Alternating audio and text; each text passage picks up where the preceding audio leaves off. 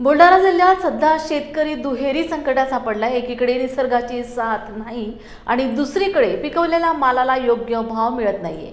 याच पार्श्वभूमीवर आज शिवसेना उद्धव बाळासाहेब ठाकरे पक्षाच्या वतीने जिल्हा प्रमुख जालिंदर बुधवत यांच्या नेतृत्वाखाली जिल्हाधिकाऱ्यांना एक महत्त्वपूर्ण निवेदन देण्यात आले।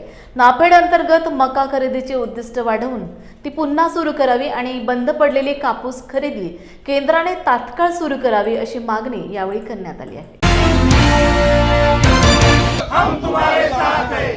शेतकऱ्यांना न्याय मिळालाच पाहिजे। शेतकऱ्यांना न्याय मिळालाच पाहिजे। नाफेडची खरेदी केंद्र सुरू झालीच पाहिजे। नाफेडची खरेदी केंद्र सुरू झालीच पाहिजे। बुलढाणा जिल्ह्यामध्ये नाफेडची मका खरेदी केंद्रे तसेच सीसीआय केंद्र ही बंद आहेत आणि लोकांच्या घरामध्ये आज मका असेल, सोयाबीन असेल, कपाशी असेल ही पिकं पडलेली आहेत।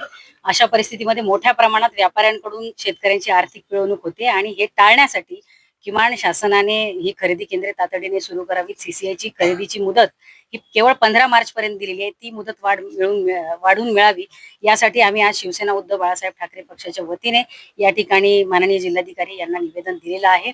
शासन केवळ ढोंग करते की आम्ही शेतकऱ्यांच्या सोबत आहोत, परंतु मुळात शासन हे कायम शेतकरी बांधवांच्या मुळावर उठलेलं सरकार आहे की काय असा प्रश्न पडावा असं धोरण सरकारचं आहे। आज मक्याचं विक्रमी उत्पादन आपल्या जिल्ह्यामध्ये बुलढाणा जिल्ह्यामध्ये असताना केवळ तुटपुंजी 60,000 क्विंटल एवढं तुटपुंज उद्दिष्ट हे सरकारला देण्यात आलेलं होतं, सरकारच्या मार्फत नाफेडला देण्यात आलेलं होतं आणि आज माहिती जी मिळते, मला जी माहिती मिळाली आहे ती केवळ 20,000चं पुन्हा वाढीव मर्यादा मिळाली आहे। 20,000 क्विंटल वाढवून मिळणं म्हणजे फार काही मोठी गोष्ट नाहीये।